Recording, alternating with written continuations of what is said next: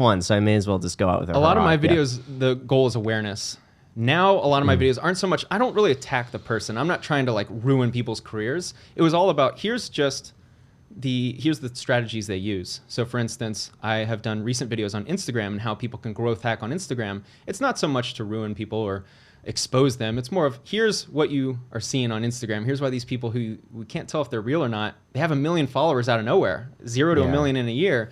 So I do a part of expose, but also I want to educate. That way you're more aware on the platform. I think right now social media is like the Wild West. I think there's so much bad with it. Of course, we can also talk about the good, but there's also a lot of bad right now. Yeah, let's talk about the negative first. We want the negative. What are some of the red flags that you look for? You know what's funny is a lot of them are so obvious, right? They are. They come out. I did a guy recently who does sports betting, right? And he talks about, I've won 24 of the last 25 days. I track him for 9 days. Verifiably loser. I have my source has been tracking him for another few days. Verifiable loser. Comes on Instagram yelling in this phone, 24 of the last 25 days. Sign up for my package. I guarantee I'll help you make money. But he was just so outright lying because you were paying for his calls. And he said, do this. Oh, your source was. Yeah.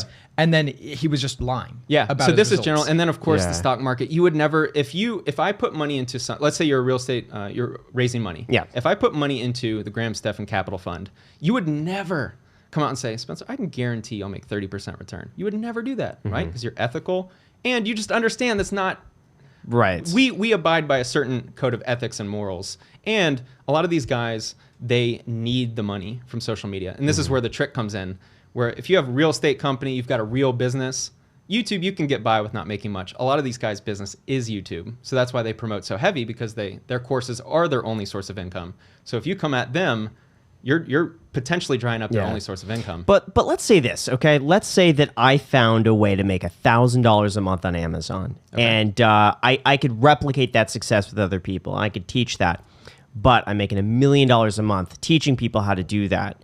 What is your thoughts on that? Is that wrong to do? Because technically, if you're teaching other people how to do a small amount, it's just teaching is scalable. Sure. I focus a lot on the claims. If you came out and said, I make $1 million a month and I'm going to show you how to do it, but you've never done it, to me, that's where you get into that line of charlatan. But if you are very transparent and say, this is the method I use, I've been making, here's my tracking, right? I've got a paper right here for all of my income from my house hack. I can show how much money I make, how much I spend. And if you show that, and then it just so happens that enough people buy where you're making more, I personally don't have a problem with that. As long as, and let's be real, you're not taking advantage of others too. That's another aspect of this where some of the course sellers, I won't name names, but some of them are totally cool taking someone's last 1,000. They have 1,050 in their account. Their course costs 1,000. They'll take that money all day long. Yeah.